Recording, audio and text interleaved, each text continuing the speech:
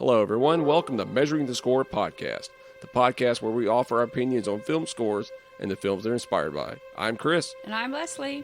Let's get started.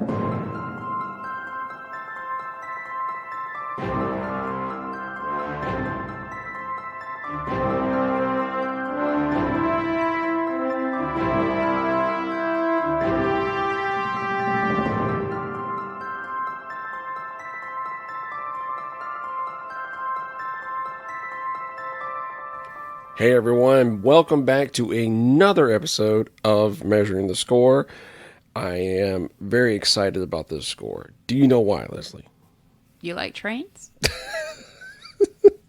I do like trains, but that's not the reason why. Aw. It's like I don't even know you. I know. Who did I marry? Who are you again? No, this film is one of my go-to films. I talked about this on our last episode. I have a list of films. Number one is Ready Player One. Why haven't I seen this list? I don't know. Is it mental list or do you It's a physically mental have list. it written down No, somewhere? it's not a physically written down list. It's a mental list. Oh, okay. Everybody has a mental list of their go-to movies. Nah, I don't know about that. Are you sure? Some You people- don't have a go-to movie? No, I flip through channels and see one that I like and I sit down and I'm like, ooh, I can name one of them that if it's on, you gotta sit there and watch it. you better not name it. Forrest Gump. Yeah, I knew. Yep, see? You have a go-to movie. Yeah, but that's not on a list. No, it's a mental list. Okay. See? Yeah. So my go-to list, the top three are Ready Player One, Twister, and Unstoppable. Oh, I didn't know it ranked that high on your Oh, go-to yeah. list. Yeah, I got a top three, and there's a top five, and there's a top 10. Well, what's the top five? I don't know. I would have to sit there and really think about that. But there is a top five and a top 10. That's doubtful. Very doubtful. Before we begin this episode, though, I'm going to warn everybody, we are in the process of feeding our little co-host, so you might hear some slurping noises or some enjoying noises coming from her every so often. Also with some heavy breathing. Because we did not know how sensitive the mics were, and they were picking up the breathing as we were beginning. So this is going to be interesting. Right? I didn't think bottle feeding was that intense, but apparently it is for little ones. Yeah, apparently. That's great. So, Leslie, what have you been listening to? I actually was listening to Awakenings by Randy Newman. Ah, okay. That's a good score. It is a very good score. It's a very good movie. Now, that's Robin Williams and Robert De Niro, right? Right. And it hits differently, of course, once you become a parent. Well, yeah. Because Robert De Niro, has an episode and, when he was a little boy and he's been kind of comatose for a very long time. And then, Right. When he comes to, it's like he's still a little boy. Right. Because he's still in that mindset. So it hits differently when you become a parent. I watched the movie as a kid. And I've watched it growing up because I like that movie. But, thinking about it now as a parent is kind of heartbreaking. Right. I remember flipping through one day, and I saw Robin Williams, and I'm like, okay, that's Robin Williams. And then I saw Robert De Niro. I'm like, wait, Robin Williams and Robert De Niro in a movie together? Like, what is this? So I caught it again, and I watched it from the beginning. It was a very sad movie. It's a sad movie based on a true story. Yeah. The score is really lovely. Randy Newman is a great composer. Mm-hmm. A lot of piano work and that sort of thing.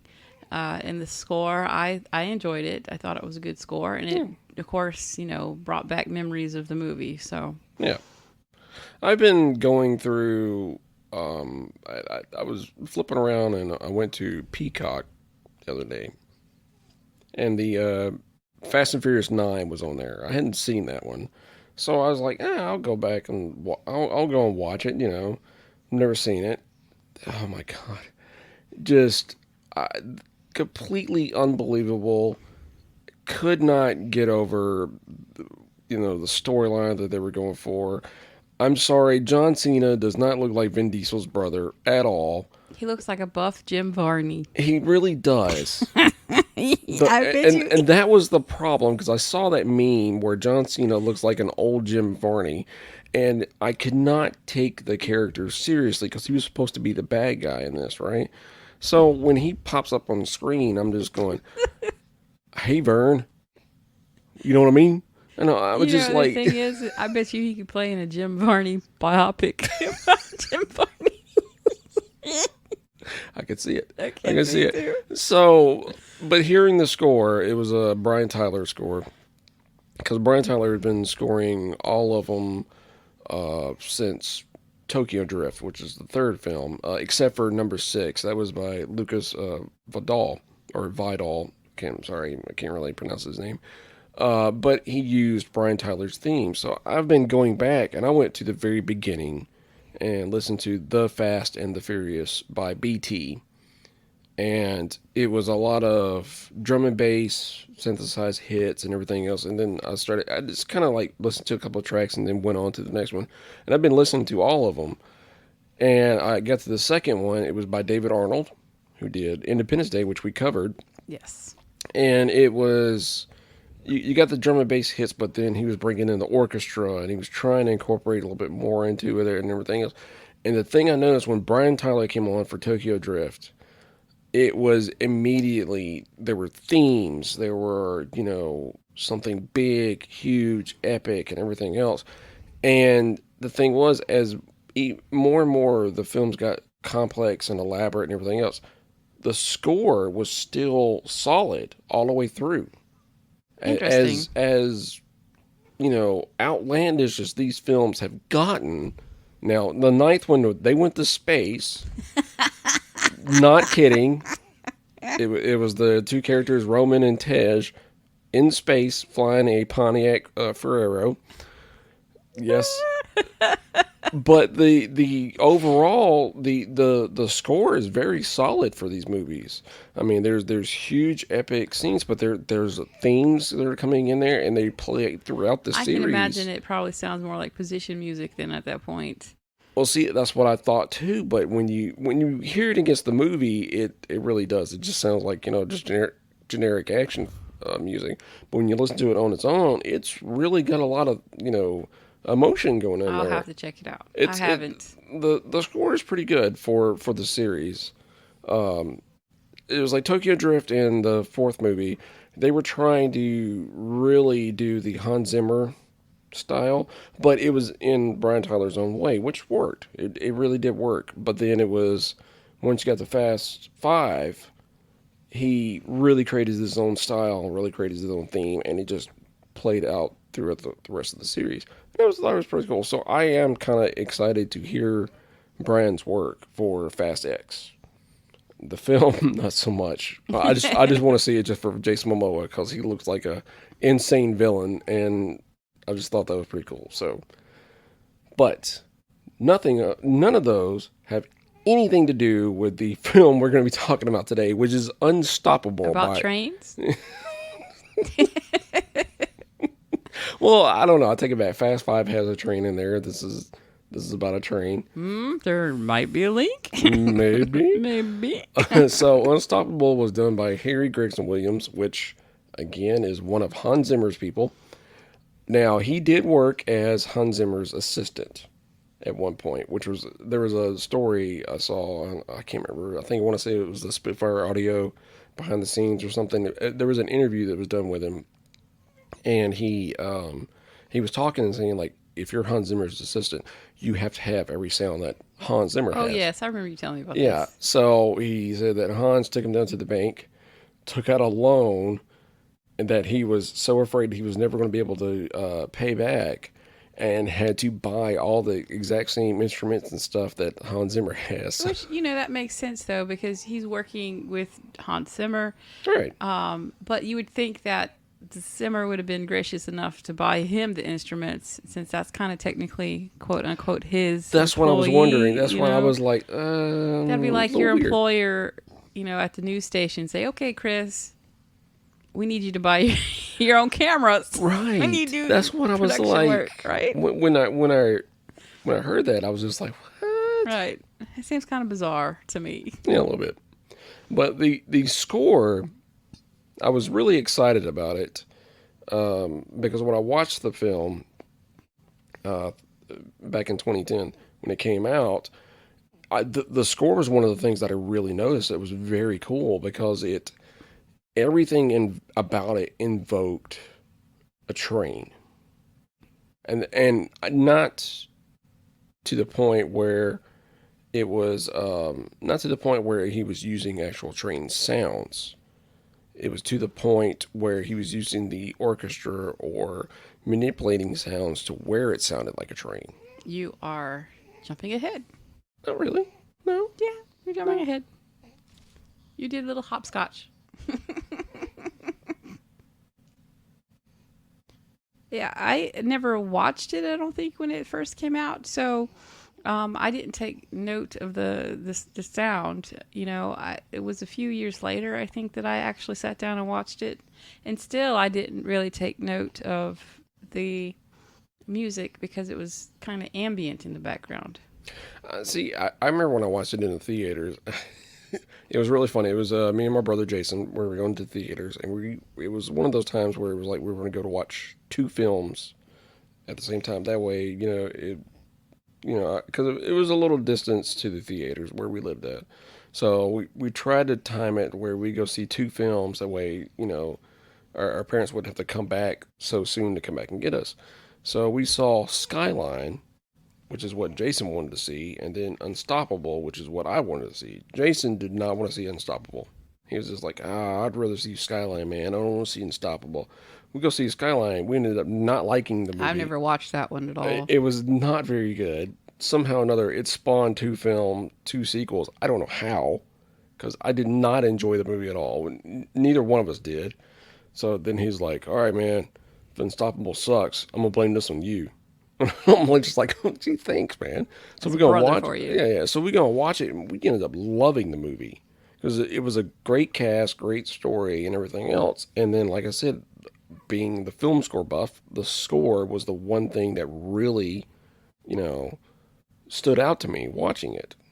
So, as you mentioned, it was released in 2010, and it had a $167.8 million box office for. Wow. Yeah. That's pretty big. For its release. That is pretty big. That's a lot of money. I wish I had $167.8 million. I wish I had $1 million. That'd be great, wouldn't it? Yeah, I would. I'll tell you what, I'll take a 20 grand. I wouldn't even take a million. Right. 20 grand, I'll be happy. Yeah. For the moment. Yeah. 20 grand for the moment. Now, that'll last us maybe like a couple of months, but you get 20 grand, it'd be good. So, the movie was inspired by the Crazy 8's train incident that happened in 2001. I didn't get an opportunity to look up that incident. Did you look up any information on what happened? I did. And you know what? I think with this, we're going to talk about this when we get to the film part, because the true story is so similar to the film that it's uncanny that this actually happened. Cool. Okay. Yeah. So we'll get to I'll tell the true story when we get to the film. Okay. But yeah, it is pretty cool though. So the train in the movie was run by a remote control. Oh, that's pretty cool. So I guess they hooked it up to remote control so they could run it on the tracks to film the movie.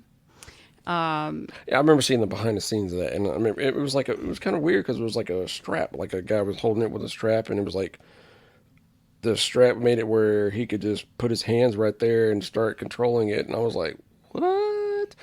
Another fun fact, the scenes where you see Denzel and Chris Pine in the 1206 train, I guess you would say the showcase car, it had a cutout in the middle of it so the camera could dolly around the actors as they were talking. Yeah, that would make sense because, all the trains I've ever been in, it's very confined space. It really is. So I wonder if that's how they did the new movie with with Brad Pitt, the one that we just watched recently. Oh, at Bullet Train? Right. I bet you anything a lot of that was CGI. Oh, A you lot of think it, so? yeah. You don't think it happened on a train? Well, they probably had train exteriors and everything else, but I'm pretty sure that was on a set. A lot more CGI, because you could tell in some instances there was some CGI in Bullet Train. Oh, okay. Yeah. So the other thing is that Denzel had a fear of heights, but he did his own stunts for part of the scenes, especially with him running on top of the train. He had 7 stuntmen, one for each day of the week. Woo. I can believe it. Can you believe that? Rosario Dawson is a real-life train aficionado. That's awesome. Yeah. She traveled on trains all over the world whenever possible.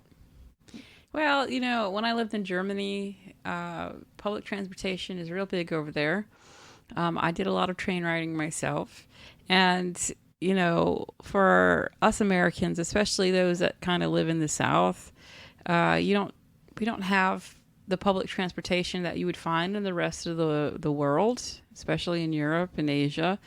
So, you know, my first experience of the train ride was pretty interesting because the sliding feeling you kind of feel on a train doesn't feel the same way as you would riding in a car. Huh. Yeah, it's got a different feel to it, or flying in a plane.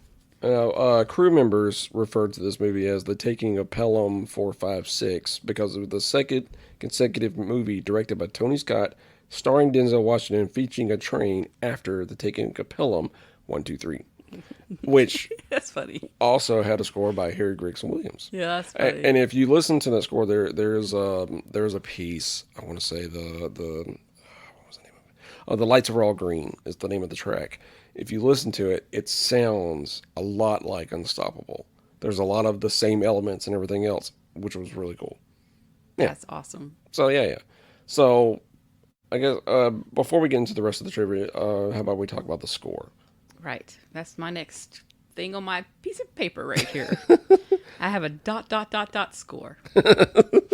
So, you know, when I first started listening to the score, I was not really impressed by it. It kind of sounded, you know... What, for like the Stanton PA track or whatever? Well, just in general. Yeah. It's just the general sound. It sounded like a typical movie score. Nothing really stuck out.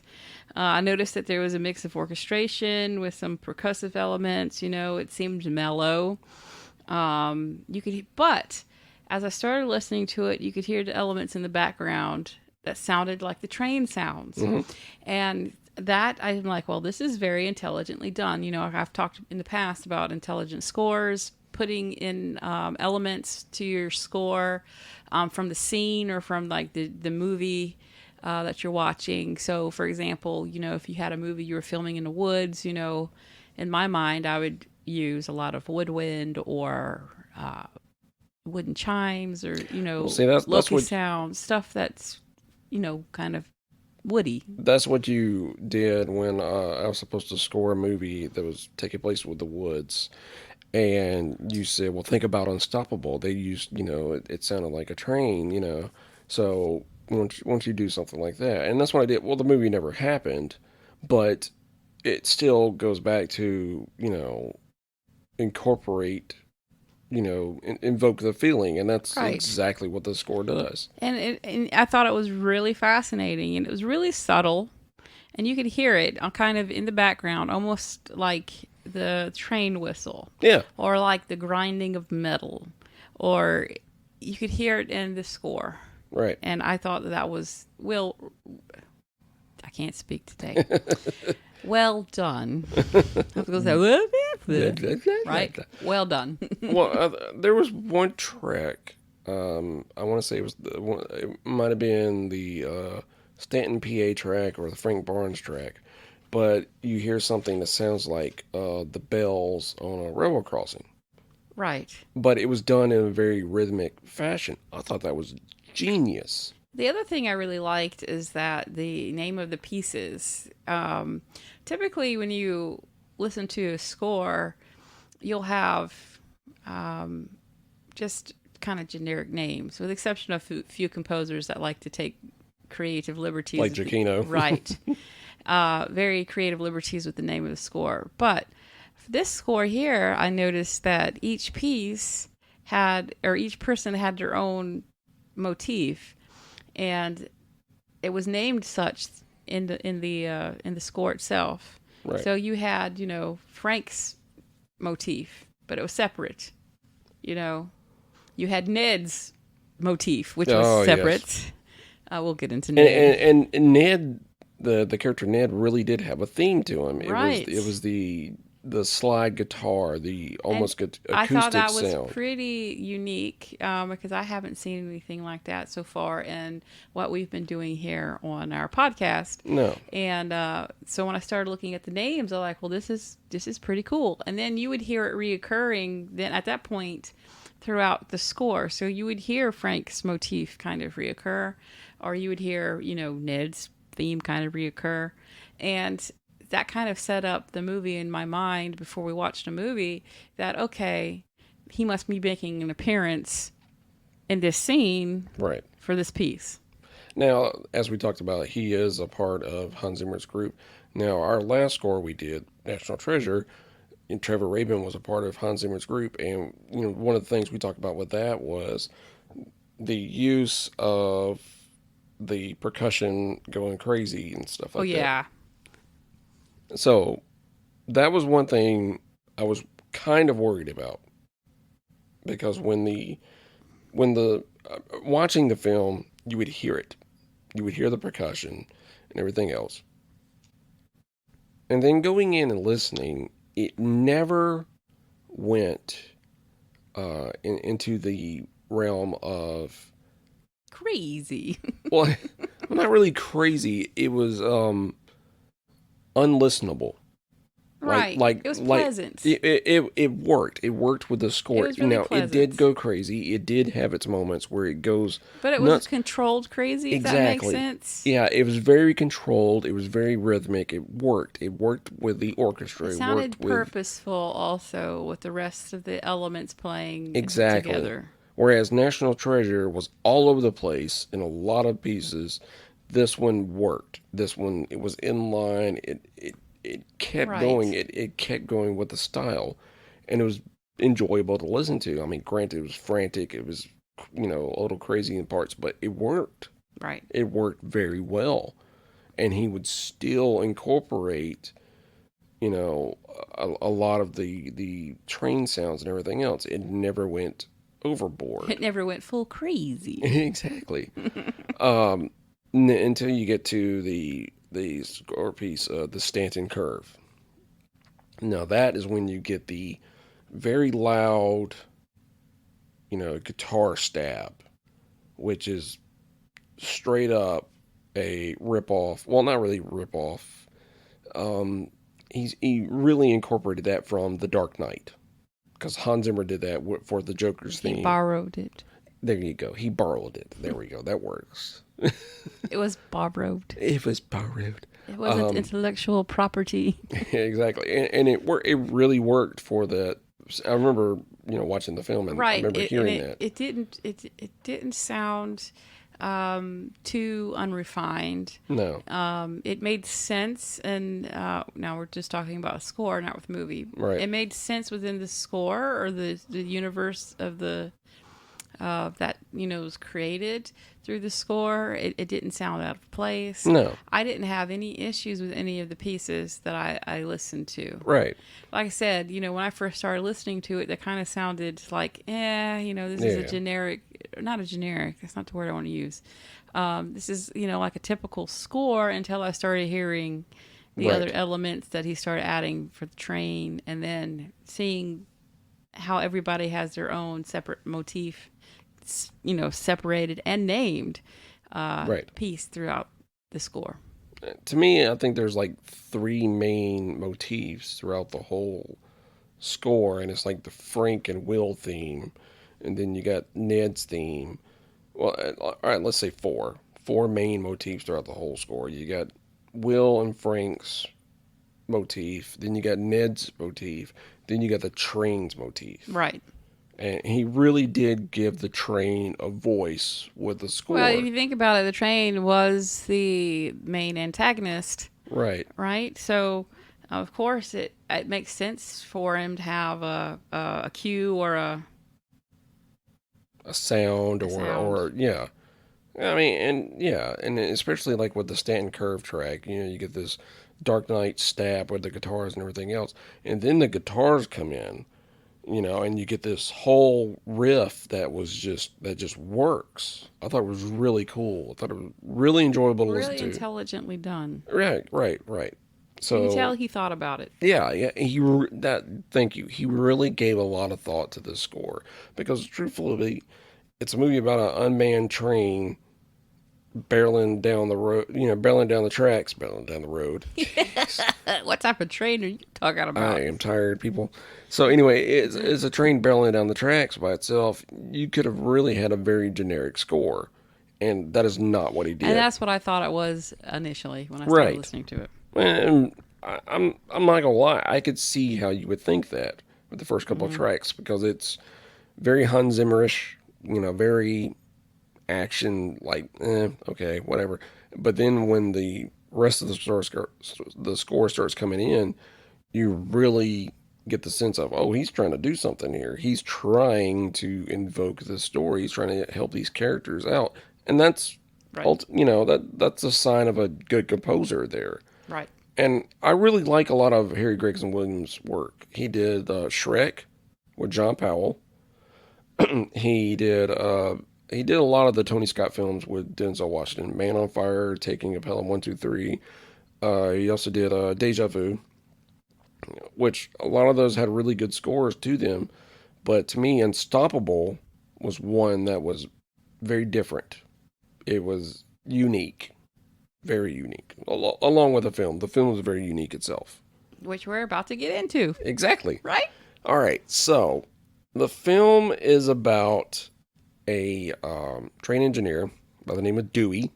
Oh, Dewey. Yep. Dewey. I didn't realize how, I don't want to be very negative, but how a dunderhead he has been. And I watched the movie again. I'm like, how could he be so stupid? Yeah, seriously. So he's played by Ethan Suplee before he lost all the weight, Yeah. which the dude, oh Looks man, amazing. he Yeah. really does. I got to give the dude credit. He And that really takes did. dedication, especially Because to lose this that amount this of guy weight. was huge, especially in Remember the Titans, which also starred Denzel Washington. But it's like the dude was huge. I mean, he was really big, and now if you look at him, it's like dude's like nothing but muscle. That's a lot of dedication. That is a and a lot lot of of time and a lot of perseverance. Exactly. It's not easy feat. So the story, the way it goes, is the engineer sees a switch up ahead, and he gets out of the cab to flip the switch. Now, the way it's supposed to work, you're supposed to set the independent brake, and then you're supposed to have your air brakes as well. Well, the air brakes were not tied on at the beginning of the film, and then when he set the independent, he had to put the train in the power under notch 8. Okay, so when he gets out of the cab, next thing you know, it slips out. The independent brake slips out, and the train is under power, so it starts moving ahead. Well, he flips the switch, and then he can't get back onto the cab because he's very overweight. He can't make it on. He tries to get on. Train starts speeding down the tracks. So how does that differ from the Crazy Eights story? All of it. All of it is, well, none of it differs, is what I meant. It's You're like, all of it's different. All of it's different. No. The story is exactly the way it really happened. Guy climbed out of the cab. He's, set all the independent. He did all that. The only thing that was different was this guy was dragged a few feet and he was hurt a little bit because when he tried to get back on, he was just holding on to the train and he was drugged for a little bit. Oh, that's sad. Yeah, but CSX has never given this guy an aim out. So, well, the film keeps going. They're trying to find out different ways to stop the train and everything else, and that's when they realize that there are two. It's carrying two containers filled with molten phenol.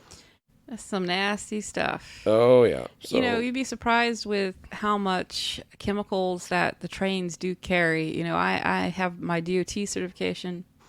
I'm hazmat certified for the line of work that I do.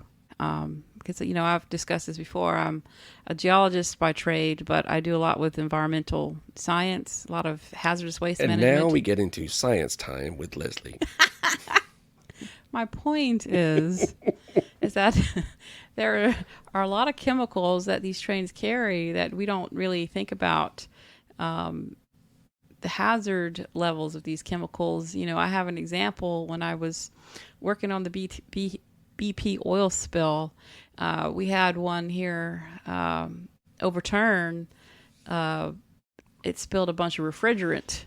Oh. And we had a lot of people that got sick, especially those that were out of town that were working an oil spill that was in the area. They did an evacuation because the refrigerant was toxic. And we had a lot of people end up in hospital because of it. Now, you looked this up. The molten phenol, if it exploded, you would have to evacuate over half a mile, right? Right. So the ERG stated half of a mile in all directions in the event that part of the train or part of the cargo that is carrying it catches on fire. The problem is that with molten phenol, for my science folks out there, if you're listening, it produces hydrogen gas.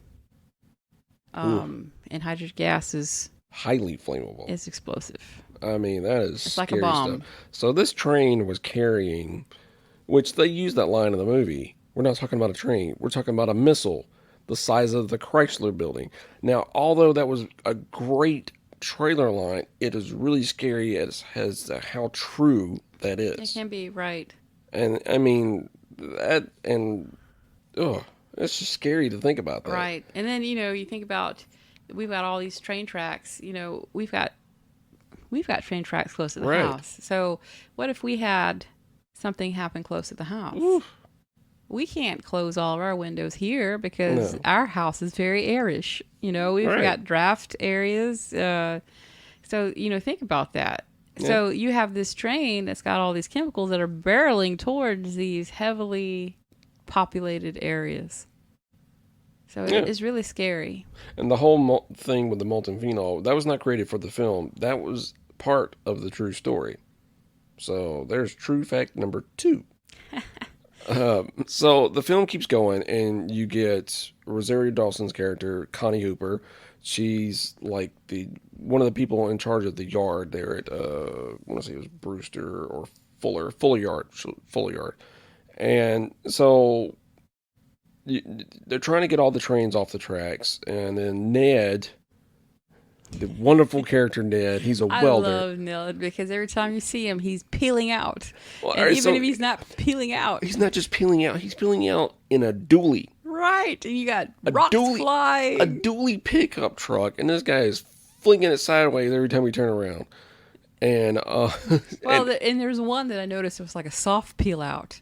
It wasn't really fast, but it was still a peel out. It looked like he was fishtailing a little bit. And I'm like, what are you doing? It's great. I love Ned. Ned's played by Lou Temple. That's my favorite, I think, character of the whole movie. So Ned, if you haven't seen this movie, seriously, you're going to love Ned. So Ned is running late that day. So Connie calls Ned and was like, hey, I need you to go throw this switch and everything else. Well, the train's already passed. That's when they realize that the train's under power.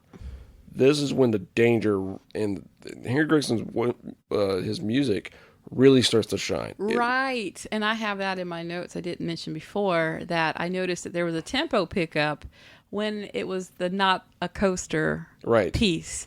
And we see that in the movie. So when Ned shows up and they realize that it's not a coaster, you can hear the music start to pick up tempo. I love that moment too, because Connie's like yelling at Dewey, like, Dewey, I need you to rally every cell in your brain, was the, what position was the power. And he didn't want to tell her at And first. he was like, oh, it was in notch 8. Another part of the true story, notch 8.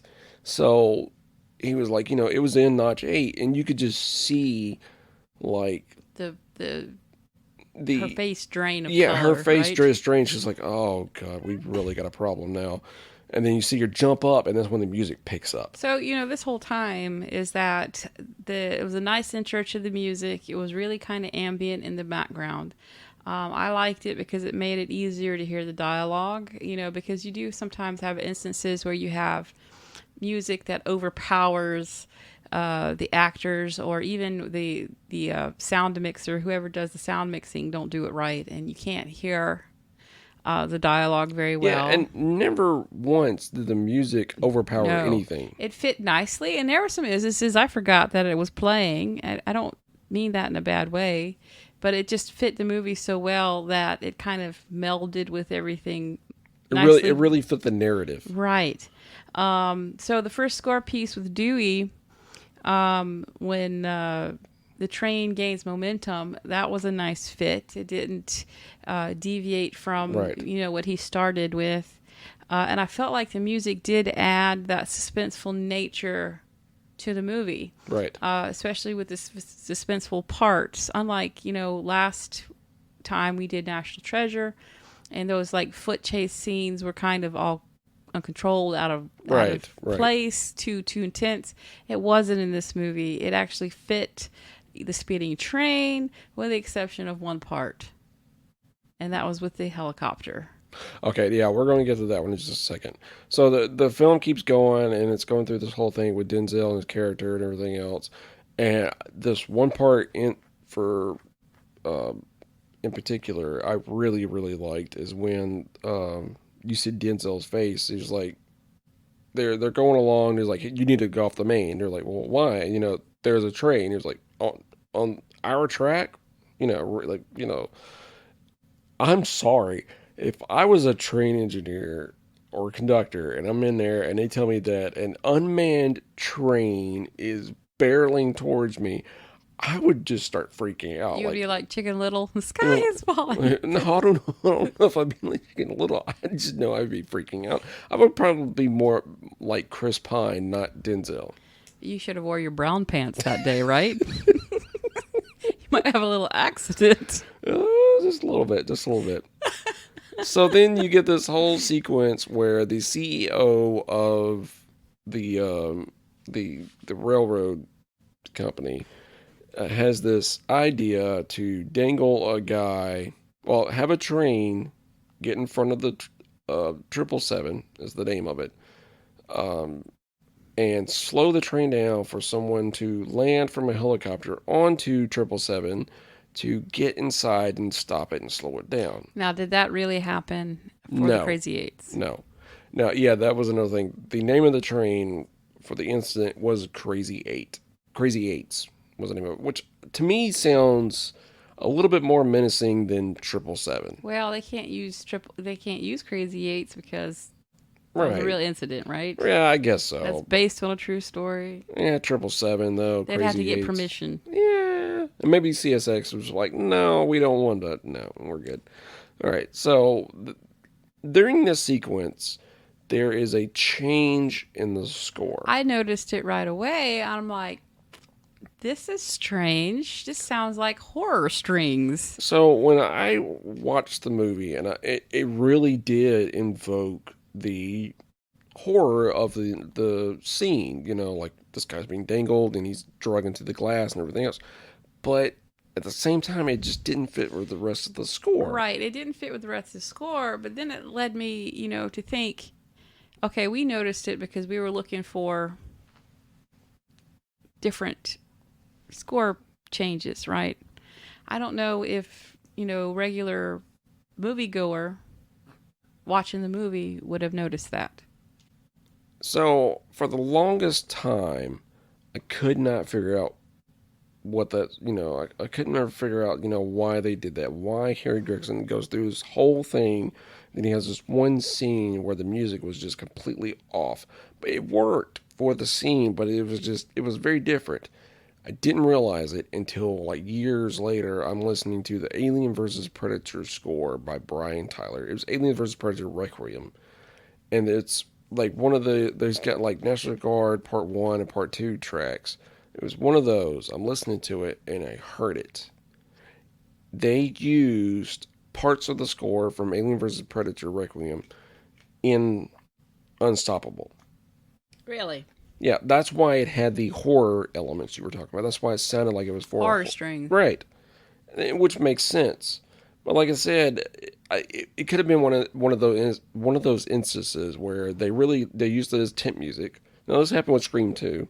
They used the theme from Broken Arrow by Hans Zimmer, and everybody liked it so much they just ended up keeping it in the film. And Marco Beltrami ended up really encompassing that theme into the score. So that could have been one of the things right there. They could have been, like, hey, we really like this. We're just going to keep it in there. But it kind of, to me, it broke up the continuity It of really did. everything going around it. Yeah, it did. It just didn't work. No. Now, I mean, judging it by the score and the rest of the film, sitting there watching it, it works. It's fine. But when you're judging it, Right. like we're doing, you really notice it. So I didn't know if, maybe a normal moviegoer that is oblivious to things like that would even notice the score change there, but it was noticeable to me. Yeah, definitely. So then Denzel and Chris Pine, I'll just say Denzel and Captain Kirk decided to, the rear knuckle on the train was left open, so they decided to take their train, back it up, go in reverse, like 60 miles an hour in reverse, to hook up to the back of 777 and try to break it in the other direction. Pull it in the other direction and brake and slow it down so that somebody can get on board and stop it. And that's amazing to me because I have problems just backing up in a car, let alone a train. I can attest to this. She really does. Hey now. This is not, let's make fun of Leslie Day. But no, I mean, it would be simpler on a train because you can't, you're on a track. So, right. I mean, when you go backwards, it's just like, no, you're going backwards straight. Now, I thought that would be something that they embellished for the film, and no, that is how they stopped. Really? Crazy Eights. That is insane. Now, the person, I don't want to give his name. Now, the guy who really did this ended up being a consultant for the film, which is pretty cool. But yeah, they hooked up and then gunned it in the opposite direction, slowed it down to 11 miles an hour, and then another engineer was able to hop on. Oh, hip on this train? I want hip on this train. Hip, hop, hippity, hip, hop, hop. Don't do that. Don't do that. Do not do that on this podcast. So anyway, the engineer was able to hop onto the train and slow Crazy H down. So now, the train derailleur part didn't happen? Okay, so there was a scene where they had a portable derailleurs and ended up the derailleurs did not work. That's the whole reasoning for Denzel and Captain Kirk to hook up to the back, because he's like, the portable derailleurs are not going to work. And they're like, oh, the CEO, the moron, he's like, oh no, that's why they're calling a portable derailleur and all this. They ended up not working. That really happened with Crazy Eights. It shredded all the portable derailleurs and everything else. Well, if you think about it, the train's going so fast, and the laws of physics, yeah. And Connie said the line of, it's 2 million pounds of train, of course it's going to shred through it. Well, think about it. You got your laws of physics, so you've got the initial first part of the train going X number of speed. All the subsequent cars are going that same number of speed. So, right. If it went to go stop, then you'd have those subsequent cars still going that speed that the train's going. It's not possible. All right. I thought when I found out that the story was pretty much exactly the same as the film, I thought it was amazing. I think so too, because you have a lot of instances, especially in Hollywood, where they take liberties with the original story. For example, I just watched Tetris with Taron Egerton. Great film. As soon as you said that, the theme song of Tetris just popped in my head. So I don't want to get a copyright infringement. So it was a really good film, really well acted, great story and everything else. Come to find out, I want to say maybe 75 to 80% of it didn't happen the way that happened in real life. Yeah, that's why I always look up a story. If you get a movie and it says based on a true story, then I want to read what the true story is. And with this film, there were a lot of embellishments, like the whole part with the guy dangling from the helicopter, the whole train full of school kids, the horse trailer, the Stanton curve. None of that Well, happened. of course not, because it didn't occur in Pennsylvania. Was it Ohio? It occurred in Ohio, and Right. the original script was Montana. Somewhere, Yeah, it was yeah. Montana, but Tony Scott said that it didn't have a sense of danger to it. They'd be like, let's have this in Kansas where there's nothing. It's all flat. All flat. Yeah, all flat. All flat. No, I mean, I thought the movie was great. I really do. I thought the score and the movie were great, but okay. So watching this, can you see why this is a part of my top three of go-to films? Yeah, you've got that chase, action, adventure type of heisty. It's not a heist, of course, No. but that feel, that adrenaline rush feel is what There I'm we go. trying Yeah, to adrenaline go for. rush. Right. It's just fun. Right. It's a fun movie. It's one of those you can turn your brain off and watch, but it's not dumb like Fast and the Furious.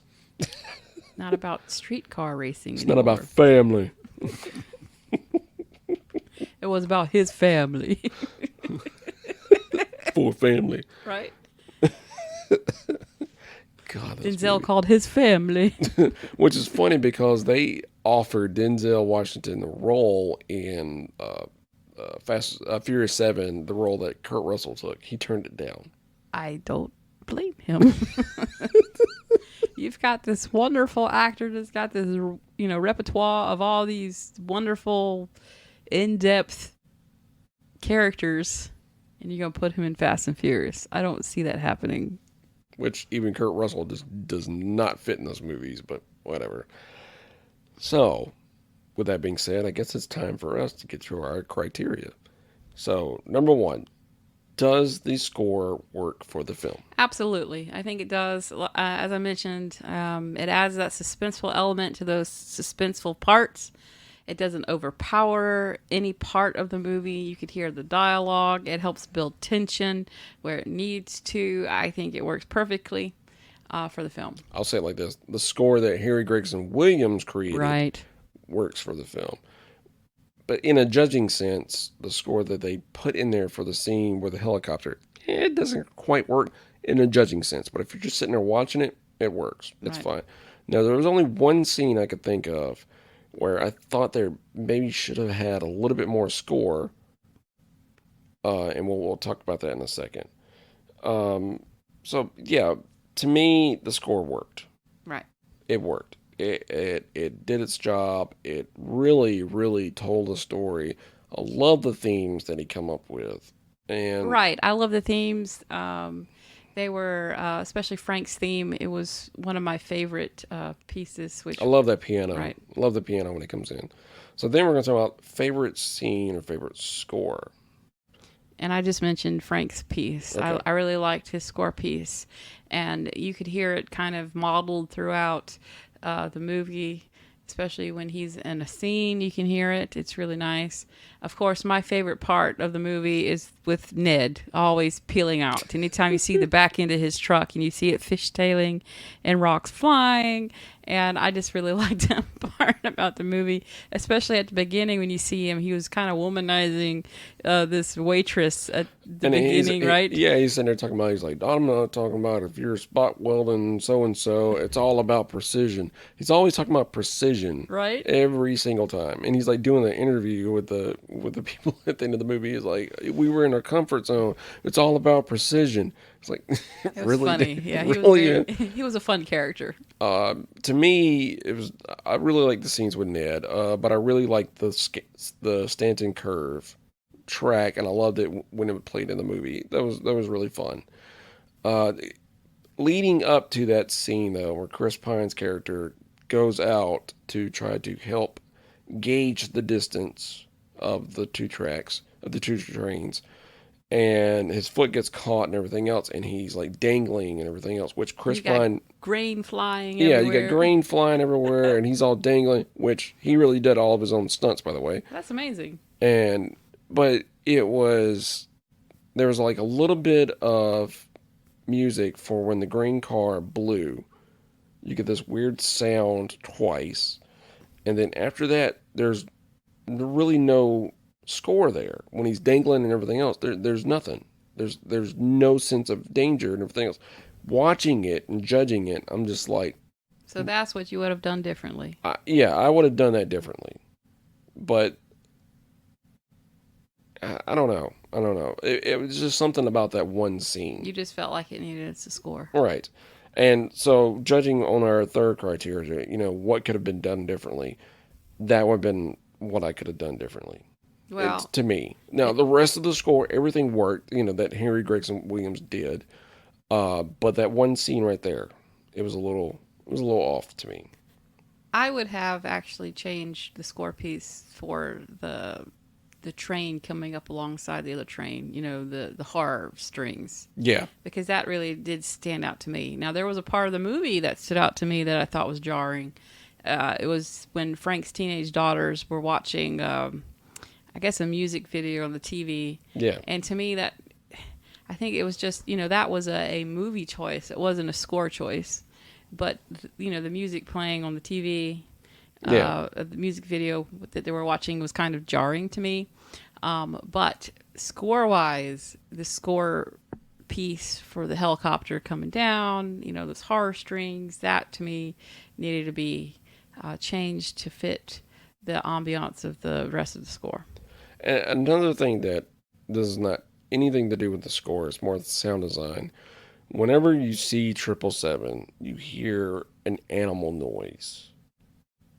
And it's like a growl or, whatever. A groaning sound. Yeah, a groaning kind of. sound. I mean, I get it. They're trying to add to the menacing nature of the train because, that's a scary thing. This train, there's nobody in the cab and it's just barreling down the tracks, obliterating everything in its path. Yeah, you gotta add a little something with the sound design, but they used it to the point where it was too much in a lot of instances. I'm just like, okay, you ain't gotta, come on, we get it. It's scary. Okay, there's nobody in it. Just come on, take it out. Don't have it in there so much. They probably were time crunching. Just leave it in there. We don't have time. Whatever. We got to release the movie.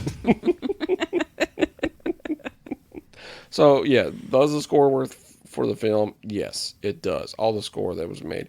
Now, favorite scene, we talked about those, and, what could have been done differently.